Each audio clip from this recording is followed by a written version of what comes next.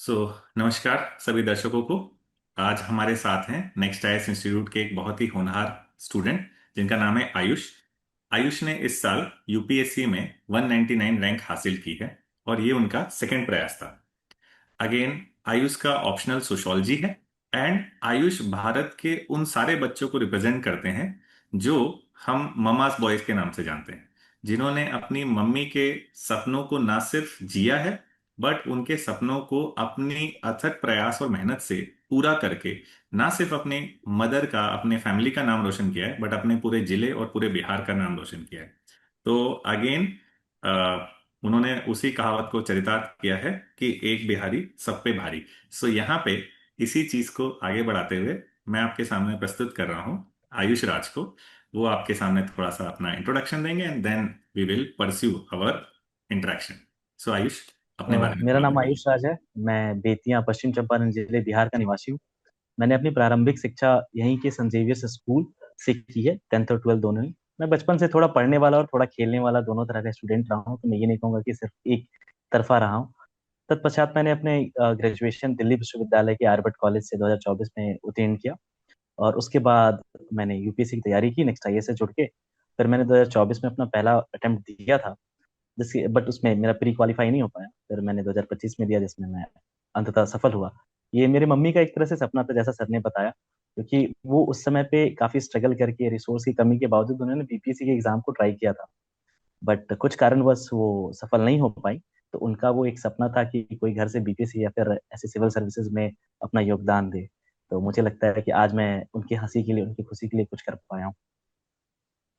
बहुत बढ़िया। तो आयुष, वही मैं एक नॉर्मल सा क्लीशे क्वेश्चन है ये कि अभी कैसा माहौल है घर पे, कैसा आप फील कर रहे हो आप after seeing your name in the list of selected candidate. Sir बस पिछले 2-3 दिन से 2-3 घंटे ही मतलब मैं सो पाया हूँ या फिर घर वाले सो पाए। इतने गेस्टिंग्स मीडिया वाले, जो लोकल मीडिया है वो सारे, या फिर जो पहले के पुराने टीचर्स, या फिर पुराने जो भी मेरे दोस्त रहे हैं, उन सबका आना जाना, गेस्ट रिलेटिव्स, यही चल रहा है। मतलब मम्मी को तो विश्वास भी नहीं हो रहा था, because no one knew in the family कि मैं यूपीएससी का अटेम्प्ट दे रहा हूँ। अच्छा। मेरे बड़े भैया हैं, बस वही जानते थे। इसके अलावा और कोई नहीं जानता था घर पे। एवरी वन वॉज अरे वाह। Knowing that I am preparing for some government exam. But मैंने कभी बताया नहीं था उनको, जस्ट बिकॉज की एक एक्सपेक्टेशन जुड़ जाती है आदमी से। फिर अगर परफॉर्म अच्छा नहीं कर पाते हैं तो फिर उनके चेहरे पे मायूसी अच्छी नहीं लगती है।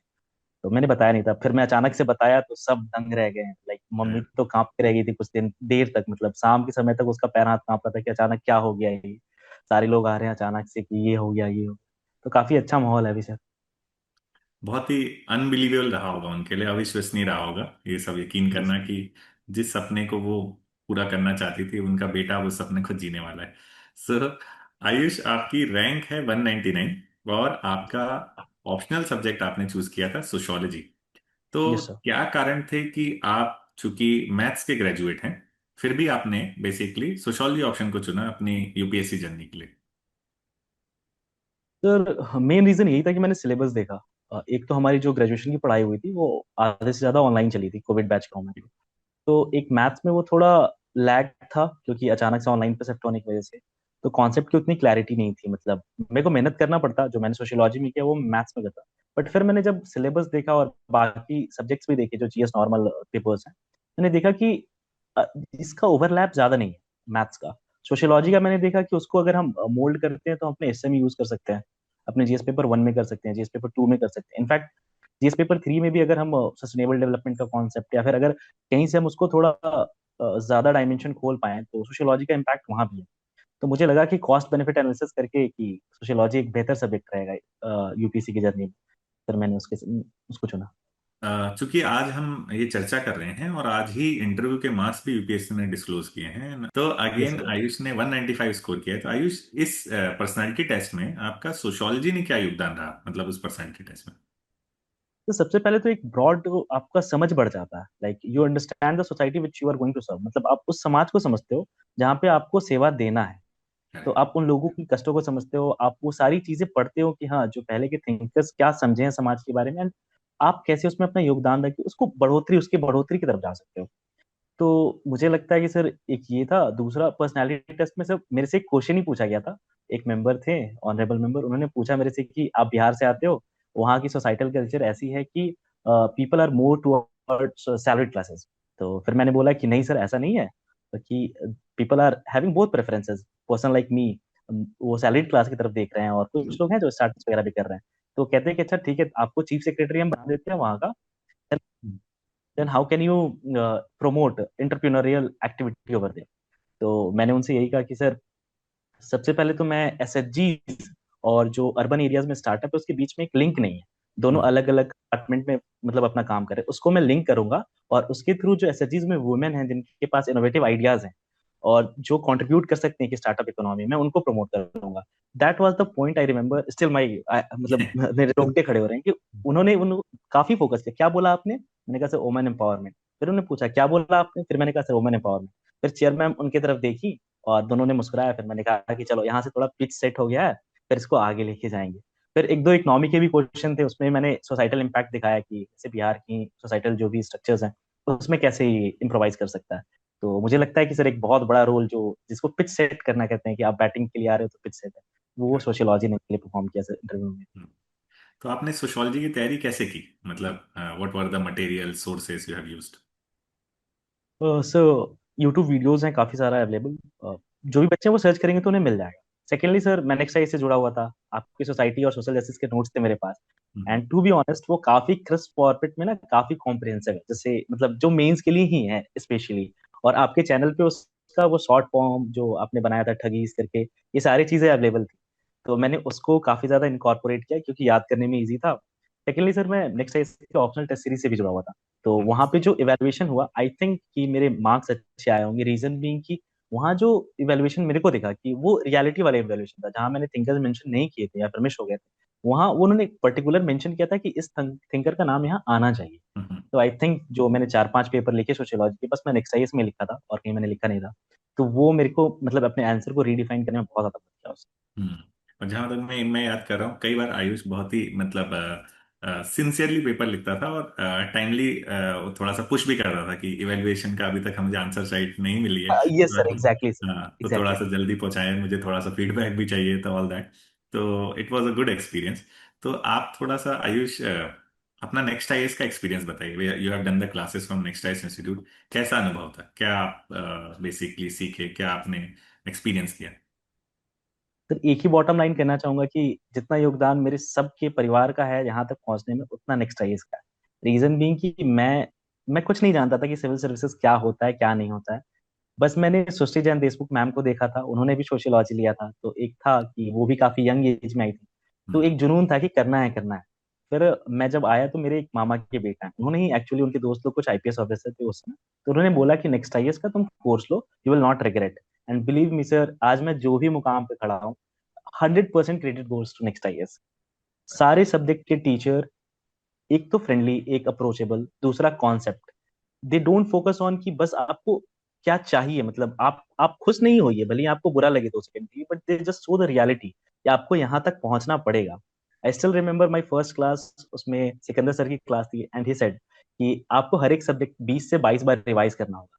We all laughed at that moment कि अरे यार 20 बार कौन रिवाइज करता है। But when my first pre मेरा नहीं हुआ तो मेरे को रियलाइज हुआ कि yes, that was the point which I missed. हर चीज को रिवाइज करना बहुत इंपॉर्टेंट। तो मुझे लगता है sir everything is for next IAS, to be honest, इसलिए मैंने किसी और प्लेटफॉर्म पे बात भी नहीं की अभी तक। It is okay. Just next IAS, और मैं किसी और से जुड़ा भी नहीं था किसी चीज के लिए नहीं, नॉट इवन फॉर मैगजीन और पर से। मैं नेक्स्ट आईएएस का मैगजीन यूज करता था, इसके अलावा अगर एड ऑन करने के लिए कोई चाहिए तो फिर मैं दूसरा ले लेता था, नहीं तो नेक्स्ट आईएएस से सुप्रीम। डेफिनेटली। और जैसा कि मैं देख पा रहा हूँ आपके बेसिकली डेफ में और आपके बेसिकली हॉबीज में, आपने अपने हॉबीज में फुटबॉल खेलने का बेसिकली जिक्र किया है, पोएट्री राइटिंग का जिक्र किया है, शायर शेरो शायरी का भी जिक्र किया है। तो how could be a person who is basically interested in football as develop interest in civil services, and how does the learning in football help you in civil services examination? Sir पहले तो ये कहूंगा कि कोई भी hobby होती है, जैसे मेरी फुटबॉल थी, it was just interest, interest hobby बन जाता है आपका। And it is a stress buster, क्योंकि ये जो जर्नी होती है इट इज क्वाइट, मतलब आपको काफी खींचने वाली है। You have to steal movement कि आप इंजॉय कर सको, अपना लाइफ जी सको। You just don't have to be drawn in the journey कि बस पढ़े जा रहे हैं। तो फुटबॉल सर वो मेरे को रिजुविनेट कर देता था, लाइक जब मैं खेला था तो I am very happy kind of feeling आती थी कि ठीक है सब चीज तो चल रहा है पर बॉल होना चाहिए। हम्म, और सर इसका इम्पैक्ट और यूज सिविल सर्विसेज में यही कह सकता हूँ कि सर जो टीम स्पिरिट बनता है फुटबॉल खेलने वाले का, because you just don't put your idea first, आप हम्म। डिक्टेट नहीं करते हो अपना टर्म की टीम ऐसे हम्म। खेलेगी, you just help the team to play and you are just a part of a team. अगर आप अपना अच्छा करते हो, टीम अच्छा करती है, फिर आप जीत जाते हो। तो यही चीजें होती हैं सर, तो इसलिए मतलब काफी अच्छा लगता था खेलना, और देखते हैं कितना यूज कर पाते हैं सिविल सर्विसेज। करेक्ट। और एक सवाल मेरे दिमाग में भी हमेशा से रहता है और मैं अधिकतर बच्चों से पूछता भी हूँ जो खासकर हमारे ईस्टर्न यूपी और बिहार क्षेत्र से आते हैं कि वहाँ के खाद में, पानी में, मिट्टी में ऐसा क्या है which inspire many of the student to pursue civil services. मतलब कई बार तो ऐसा माना जाता है कि again civil services is synonym to people और स्टूडेंट प्रिपेयरिंग इन बिहार और ईस्टर्न यूपी ओनली। तो क्या है ऐसा उस बेसिकली क्षेत्र में जो इतने सारे बच्चों को और इतने सारे होनहार छात्रों को इंस्पायर करता है सिविल सर्विसेज की तरफ? तो जो प्रीवियस सिलेक्टेड कैंडिडेट्स हैं उन्होंने एक बार सेट कर दिया, तो पीपल एस्पायर कि हमें भी उनकी तरह बनना है, we can also contribute. Secondly sir, we can not ignore the reality जो बिहार की है। It is a bit poverty ridden state. तो वो पॉवर्टी से निकलने के लिए एकमात्र आपके पास सोर्स होता है, you can be a good educated person, और आप जिस फील्ड में जा रहे हो आप अच्छा करते हो। तो बस ये लोग जो यहाँ के होते हैं वो मेहनती होते हैं, वो कभी हम्म। हार नहीं होते क्योंकि उन्होंने सब चीज देखी होती। तो आई हम्म। थिंक दैट रीजन की बिहार यूपी के लोग अच्छा कर रहे हैं, और हम्म। सारी स्टेट के कर रहे हैं, ऐसा नहीं है कि सिर्फ पर्टिकुलर स्टेट, बट स्टिल हम्म। अच्छा लगता है देख के कि हमारे यहाँ से इतने लोग मतलब सर्विस में कंट्रीब्यूट करने जा रहे नहीं, मुझे कुछ कुछ कई बार ऐसा भी लगता है कुछ सिविलाइजेशनल लिगेसी भी है। वहीं से नालंदा भी था, वहीं से ज्ञान की भूमि भी था। तो वही हैं। यस। बिहार के बच्चे उस चीज को आगे लेकर के भी जा रहे हैं। तो वो आपके यस। बेसिकली सिलेक्शन से भी लगता है। आप सिर्फ 23 साल के हैं, मतलब अगेन इतनी यंग एज में सिविल सर्विसेज क्रैक करना अपने आप में एक बहुत बड़ा बेसिकली अचीवमेंट और माइलस्टोन है। अभी आपकी 199 रैंक लगी है and most likely you get into the services what you deserve, that is police services I think. But आगे का क्या प्लान है आयुष? मतलब आगे क्या करने का है? आप इस बार अटेम्प्ट दे रहे हैं, नहीं दे रहे हैं? और अगर दे रहे हैं तो what would be the advice you will give to all those student who are listening for prelims?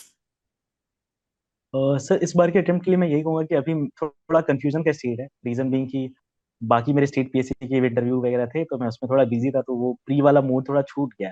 तो I okay. Would talk to you and other teachers in the academy कि एक ओवरव्यू मिल पाए कि देना चाहिए या नहीं देना चाहिए, because I am in confusion state.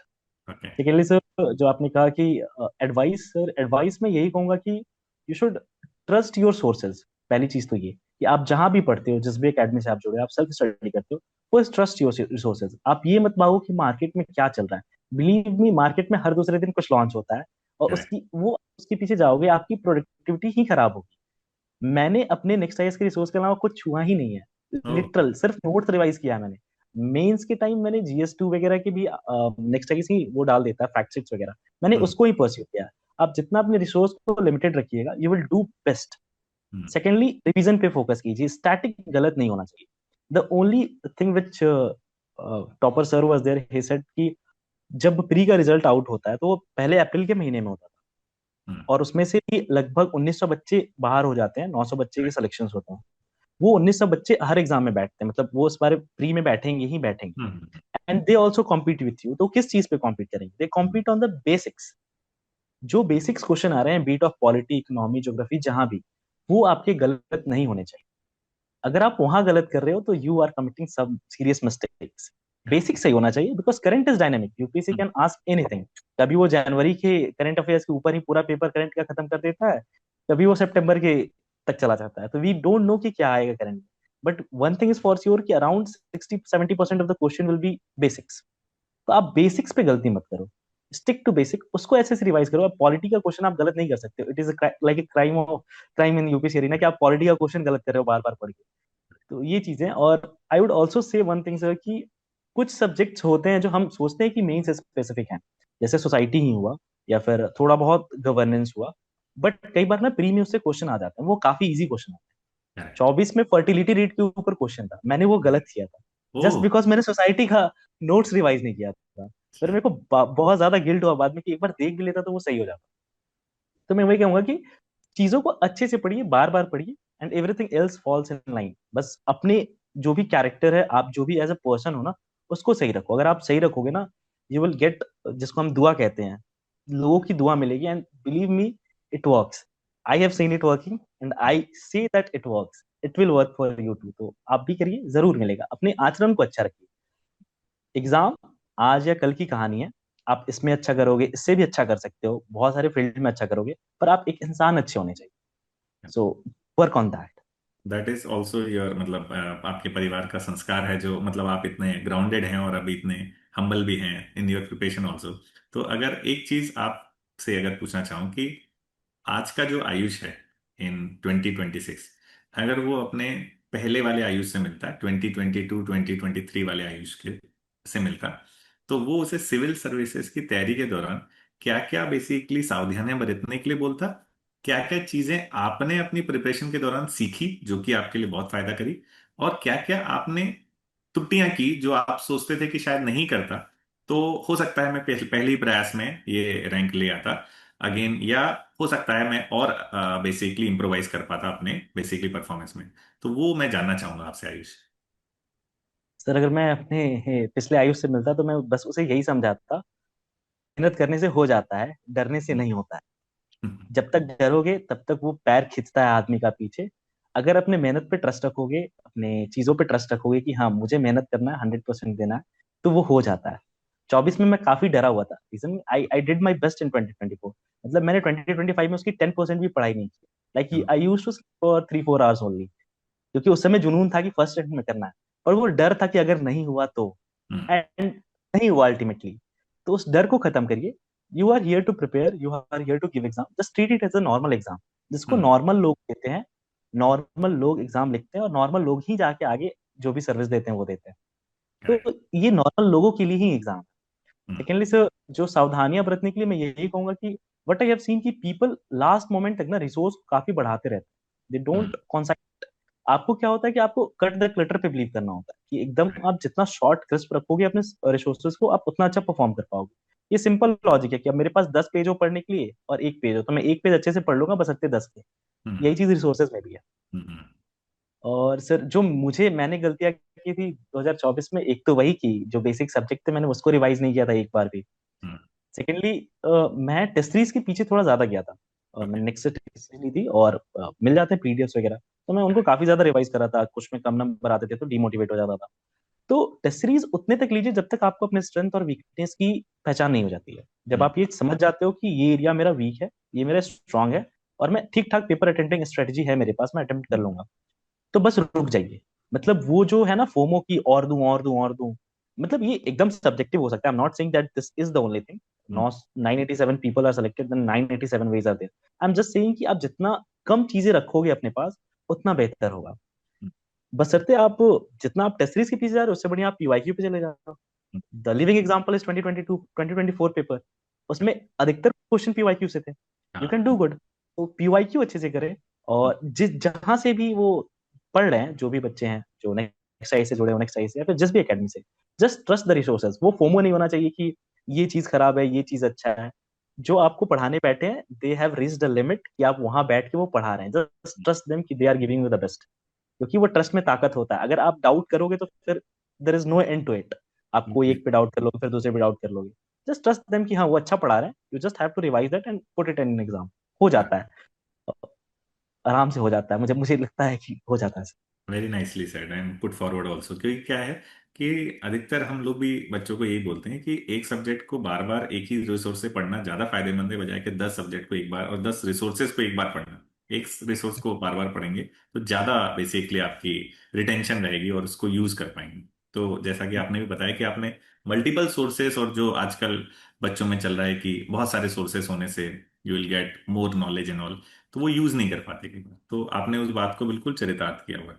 आपकी एक हॉबी में देख रहा था कि पोयम और शायरी लेखन भी है, तो कैसा रहा इंटरव्यू में एक्सपीरियंस? कभी कोई पर्सन ने, इंटरव्यूअर ने आपसे कुछ पूछा, या आप कुछ हमें सुनाना चाहेंगे?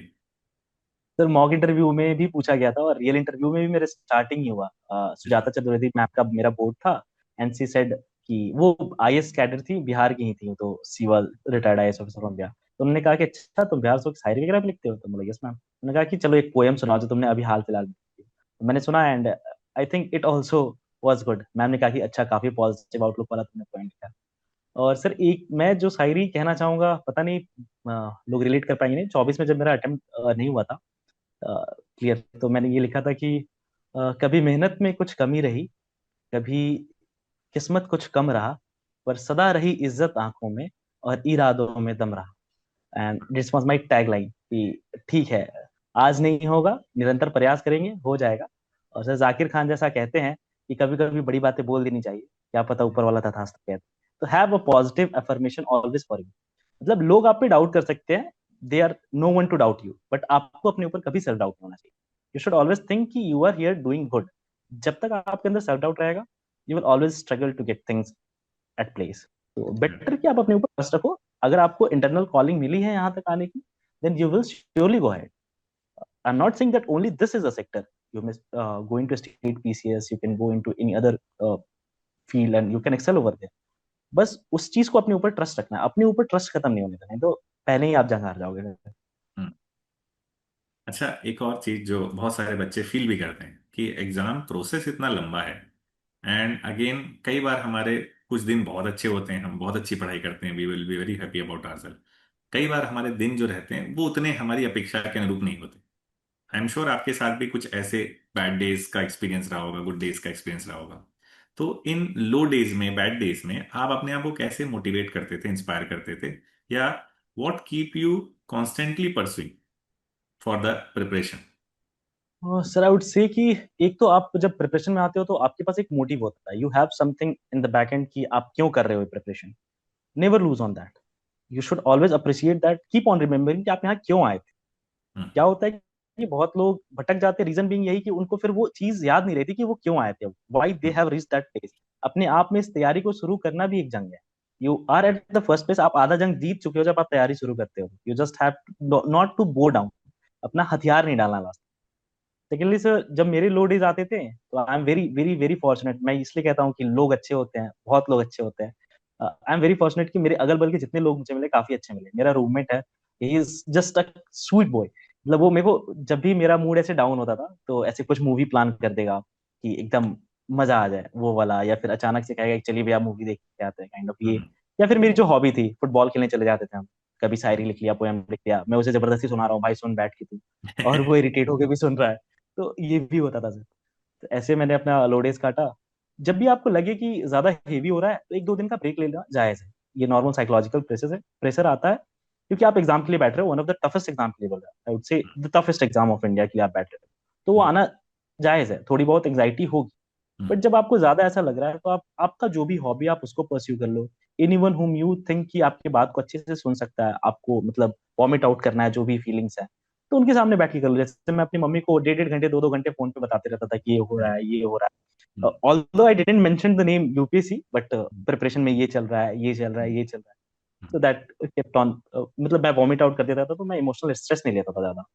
ओके। मेरा स्ट्रेस एक ही समय आता था जब रिजल्ट आने वाला होता था, ओके। तब मुझसे नहीं रहता था। तो फिर कुछ भी करके बस टाइम पास हो रहा होता था टेलीग्राम पे देखते देखते कि आज आ रहा है, आज आ रहा है, आज आ रहा है। हाँ। बाकी हो जाता है, जितना स्ट्रेस फ्री रह के लोग करेंगे उतना हो जाएगा। अपने हॉबी को परस्यू कीजिए। रियल हॉबी जो आपकी हो, आपको खाना बनाना पसंद है, अच्छा बनाइए, अच्छा खाइए, उस समय आपको रिलैक्स लाइए। अगेन कुछ और चीजें जो क्लीशे से सवाल हैं, बहुत सारे बच्चे आपसे भी जानना चाहेंगे since you are very young also. तो अगेन, कैसे आप अपना पूरा डे प्लान करते थे, किस तरह से पढ़ाई करते थे? क्या पहले से ही पूरा अपना प्लान प्रिपेयर रहता था, उसी को फॉलो करते थे, या एज एंड व्हेन, मतलब जैसा आपका मूड होता था उस हिसाब से पढ़ते थे? एक ही सब्जेक्ट को पूरा दिन पढ़ते थे, या अपने सब पूरे दिन को अलग अलग टाइम में अलग अलग सब्जेक्ट के लिए डिवोट करते थे? थोड़ा सा अपनी प्रिपरेशन जर्नी जो कि स्टूडेंट के लिए बहुत हेल्पफुल होगी, एक्सपीरियंस के लिए, उसके बारे में थोड़ा चर्चा कीजिए। Sir with due preparation of BPSC जब मैं कर रहा था, मेरा पहला अटेम्प्ट नहीं निकाला, तो उसमें आई गॉट अ फ्रेंड। उन्होंने मुझे बताया कि दिन को कैसे प्लान करते हैं। Actually that was missing in my part in 2024 attempt. फिर मैं रात को ही अपना लिस्ट बना लेता था कि मुझे अगले दिन क्या करना है। तो इट हेल्प्स कि आपको अगले दिन का आपका शेड्यूल पता होता है। और मेरे शेड्यूल में एक चीज कांस्टेंट रहती थी, वो थी करंट अफेयर्स। वो कभी मैं उसको बाईपास नहीं करता था। वो पर डे का पर डे पढ़ना है आपको, 1 घंटा 2 घंटा आप जो एक शेड्यूल बनाओ जिसमें आप, मैं मतलब आई एम नॉट सेइंग कि दैट सूट एवरीवन, बट मुझे 2 या 3 सब्जेक्ट पर डे रखने का सही रहता था। बिकॉज आई गेट बोर्ड, एक ही सब्जेक्ट बार बार मतलब पूरे दिन में लेके बैठूंगा तो फिर मैं सीख नहीं पाऊंगा। Just for the sake of बैठना होगा वो। तो मैं 2-3 सब्जेक्ट रखता था, जैसे पॉलिटी रखा तो उसके साथ थोड़ा इजी सब्जेक्ट रख लिया, ज्योग्राफी रख लिया, इंडियन ज्योग्राफी रख लिया, जो मेरे इंटरेस्ट का सेक्टर था। या फिर जिस और एक ऑप्शनल ऑप्शनल आप कंटिन्यूअस रखिए अपना, क्योंकि it is carrying around 500 marks, तो वो मैटर करता है, वो बहुत मैटर करता है आपको रैंक लाने में। तो ऑप्शनल कांस्टेंट रहता था, करंट अफेयर्स कांस्टेंट रहता था जनवरी तक। जैसे प्री का मोड शुरू हुआ, फिर ऑप्शनल साइड हो जाता था थोड़ा, और वो करंट अफेयर्स और बाकी 3 सब्जेक्ट चलते थे। और मैं ये टारगेट सेट करता था लॉन्ग टर्म की मुझे 10-12 दिन में ये सब्जेक्ट खत्म कर लेना, या 5-6 दिन में ये सब्जेक्ट खत्म कर लेना। And I try to achieve that. 100% achievement कभी हो जाती है, पर मैक्सिमम टाइम 80-85% पे अपन रुक जाते हैं, and that is good. I believe कि अगर आप 80-85% अचीव कर रहे हो तो आप ठीक कर रहे हैं। बाकी पर्सन टू पर्सन हो सकता है ये चीज की किसी को एक ही सब्जेक्ट दिन में पढ़ना मन करे तो वो वैसे भी कर सकते हैं। और सेकेंडली सर कि अगर आपको कोई सब्जेक्ट ऐसा वीक लगता है आपका, तो उसके लिए ना सेक्शनल मॉक देना बहुत बहुत हेल्पफुल होता है उस समय। कि जैसे कि आपको जिस सब्जेक्ट पे ट्रस्ट नहीं आ रहा, उसका क्वेश्चन बना लोगे ना, तो फिर आपको वो ट्रस्ट आने लगेगा कि ठीक है, जो मैंने पढ़ा वो चीजें मैं यहाँ रेप्लिकेट कर पा रहा हूँ। और ऑथेंटिक मॉक लेना चाहिए, because market is flooded with mock. आप जैसा मॉक ढूंढोगे आपको मिल जाएगा। बट इट इज सेड कि जो सही बनाते हैं मतलब paper, I would not name any coaching institute, but आप जाओ वहां देखो, आप उस हिसाब से मॉक, मतलब I I always have been associated with next IAS. तो हमें हमारा मंथली टेस्ट भी होता था, हमारा वीकली टेस्ट भी होता था, इसके अलावा जो 15 टेस्ट सीरीज हमें मिलते थे वो भी मिलते थे। तो आई रिलाइड ऑन दैट कम्प्लीट। तो वो हेल्प करता है आपको अपने मतलब समझ को रिडिफाइन करने में कि आपको क्वेश्चन कैसे अटेम्प्ट करना। करेक्ट। ओवरऑल यही था सर। और सी सेट वगैरह भी देखते रहना।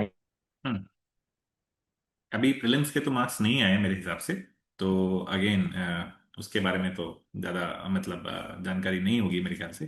तो again if we pursue the discussion last में, before we wind up our interaction, मतलब आप क्या कहें? It's perfectly fine. मैं वही कह रहा था कि लास्ट में अगेन मैं आपसे बेसिकली पूछना चाहूंगा कि क्या मैसेज देना है? मतलब घर और बाहर माहौल तो बिल्कुल आपका खुशियों भरा हो गया होगा, मम्मी के ऑफिस से भी काफी सारे लोगों ने आपको कांटेक्ट किया होगा। सबसे पहले वहीं से सबसे पहले कांटेक्ट अच्छा। आया। अच्छा। तो अगर मान लीजिए कोई स्टूडेंट आपसे संपर्क करना चाहे, तो आपका कोई, आपने कोई अपना टेलीग्राम या कोई इस तरह का चैनल बनाया है जो आप शेयर करना चाहें? अगर नहीं बनाया तो बनाने का प्लान हो। ये सब बनाने का प्लान है, because many person have requested me कि अगर आप बता पाए तो। अच्छा।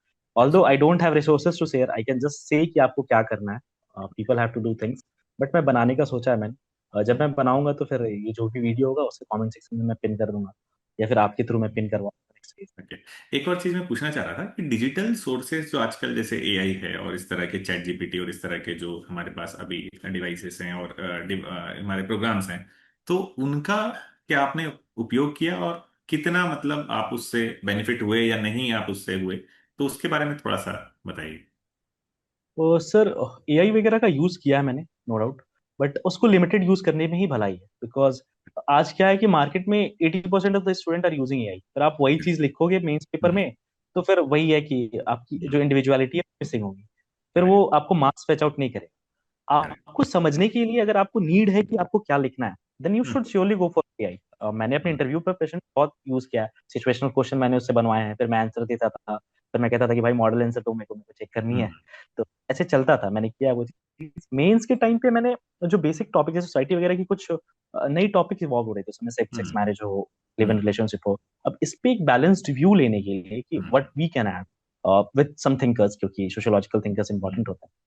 तो मैंने उस समय वो चीज यूज की थी मेंस के टाइम, बस उतने के लिए। बाकी सब्जेक्ट्स नोट्स और इनफ, मतलब जो भी टीचर्स आप लोगों ने लिखवाए थे सर, वो मैंने उसी चीज को बस क्वेश्चन के हिसाब से मोल्ड किया, and I have put that with that exact example. I haven't focused on many other things. Interview के समय I have used AI extensively, और उसके लिए सिचुएशनल क्वेश्चन हो, या फिर मेरे बैकग्राउंड के हिसाब से मैथ से क्या पूछ सकते हैं वो, या फिर सोशियोलॉजी से क्या क्वेश्चन अभी करंट के हिसाब से पूछ सकते हैं, या फिर मतलब डायनेमिक क्या चल रहा है करंट अफेयर्स में, इसके लिए मैंने यूज किया था AI. But you should understand the question first, मतलब आप एआई से क्वेश्चन मांगो, आप उसको समझो कि आप उसको कैसे आंसर दे सकते हो।